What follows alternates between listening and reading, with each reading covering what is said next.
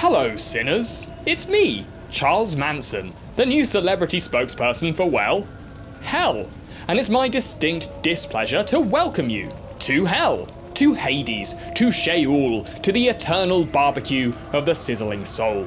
You might already know hell from our world-famous unquenchable lakes of fire, our grotesque demons, and our many celebrity residents. But did you know that hell also has a very colourful history? Well, for the next few millennia, it's my job to make your arrival here as jagged and torturous as possible. So pull up a pike, make yourself a steaming mug of human shit, and abandon all hope, ye who enter, because today, we're going to hell.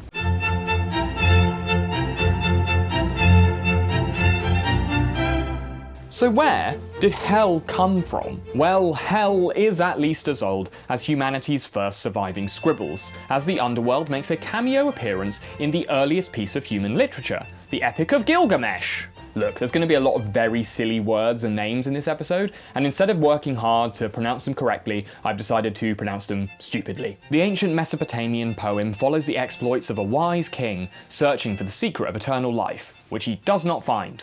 But he does visit Hell's spooky first draft, a place only known as the House of Dust. A place in need of a vacuum and apparently a Walmart, as its formerly alive inhabitants would eat nothing but clay. On the other side of the Nile, the ancient Egyptians had a more bureaucratic view of the afterlife, believing that your actions here on Earth affected the budget you were working with in the afterlife's real estate market. When you died, your heart would be weighed on a scale by the wolf-headed god of death, Anubis. And if your heart was sufficiently heavy with the weight of naughtiness, the dog-faced killer would send you to a fiery realm to be tortured by flame-faced spirits. But it was the ancient Greeks who built the foundations upon which we would build the hell we know and fear today. Hades was a place where all humans went once their body had been converted to fertilizer. But it wasn't an arena of unending torment. It was a listless carriage crowded with the unsmiling souls of the dead, which can now be experienced in London at any local tube stop. However, the most lasting authority on hell is naturally the one written about in the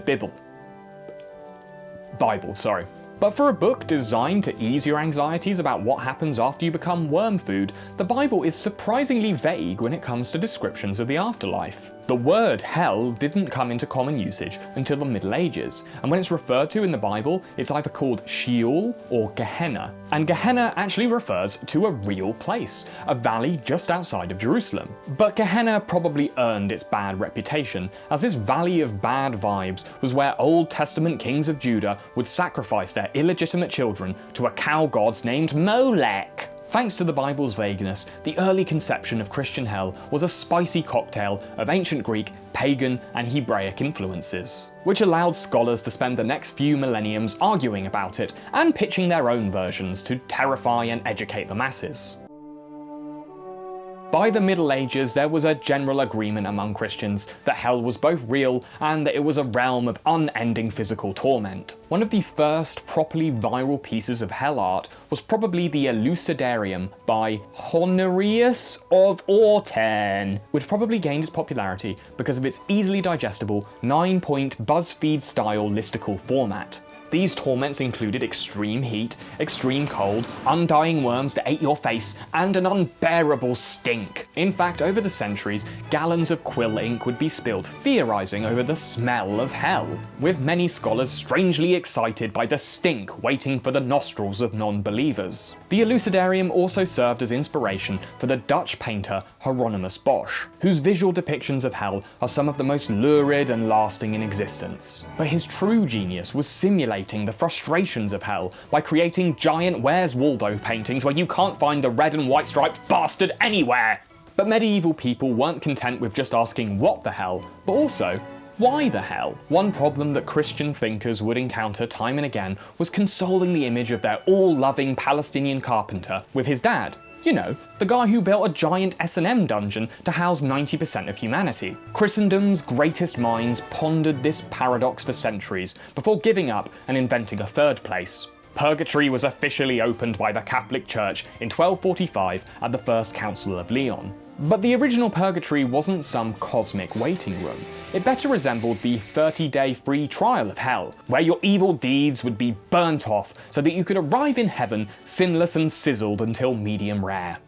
Another question that plagued the self-torturing serfs of the Middle Ages was whether the dweeby do-gooders in heaven could witness the eternal torture of the damned. And according to influential theologians like Thomas Aquinas, the answer was an unequivocal yes, and they love it. In his Summa Theologica, he wrote that not only did people in heaven get a 24-hour live stream of hell, they also rejoiced in this suffering, presumably strumming their harps and themselves silly over God's kinky divine justice. And this idea honestly really comforts me, because now I know there's a place in heaven for sadists like me who spent too much time on the dark side of LiveLeak. In the 12th century, a poet named Dante dropped what many consider to be hell's greatest hits album, Inferno, an epic poem that littered hell with iconic tourist attractions, like the Gates of Hell and Cocytus, the great frozen lake at the centre of hell, where Satan and all of Earth's worst traitors were kept in a giant cosmic ice tray.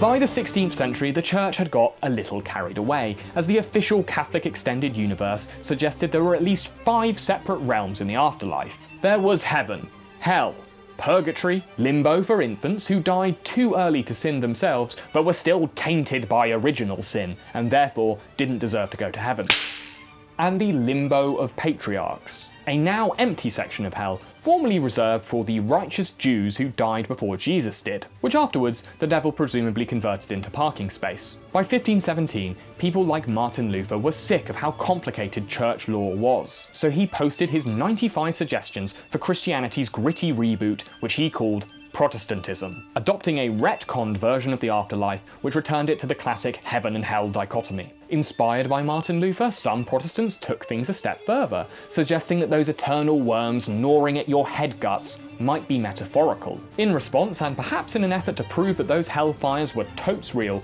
the Catholic Church began the popular pastime of burning people who disagreed with them at the stake. For the next few centuries, Catholics and Protestants took turns settling their disagreements this way, while still generally agreeing that hell existed and it was a place where everyone who wasn't on your team was going. It wasn't until the 19th century that hell fell under new scrutiny. Secular voices felt confident enough to question its existence, with increasing scientific evidence suggesting that it was bollocks. One Anglican thinker named Tobias Swindon reacted to the obvious non-existence of an underground hellscape by suggesting a new location for hell: the sun, aka Day Moon. While this idea didn't gather much support at the time, I think there's some logic to it that's pretty unassailable. I mean, think about it. Point 1, the sun is well hot. Point 2, end of list. Some really imaginative theologians even came up with a new doctrine known as annihilation, suggesting that there was no hell, and that when sinners died, they were just snuffed from existence. A pretty bold suggestion that was later found to have been plagiarized from reality. The funny thing about hell is that it's simultaneously the best and worst sales pitch the church have ever come up with. On the one hand, the threat of eternal torment is a great way to get butts in pews,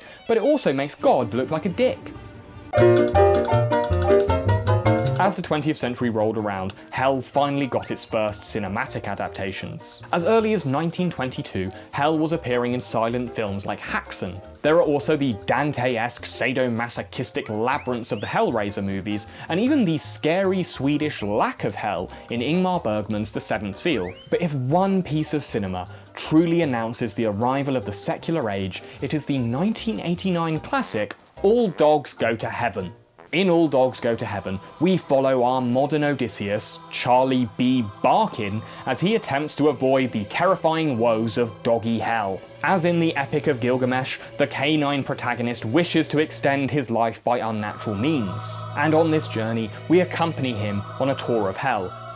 It makes up less than 2 minutes of the film's runtime, but it's what confirms All Dogs Go to Heaven as a milestone in secular cinema. The fact that we can view hell through the eyes of an alcoholic cartoon dog is a testament to the fundamental unseriousness with which we now take the idea.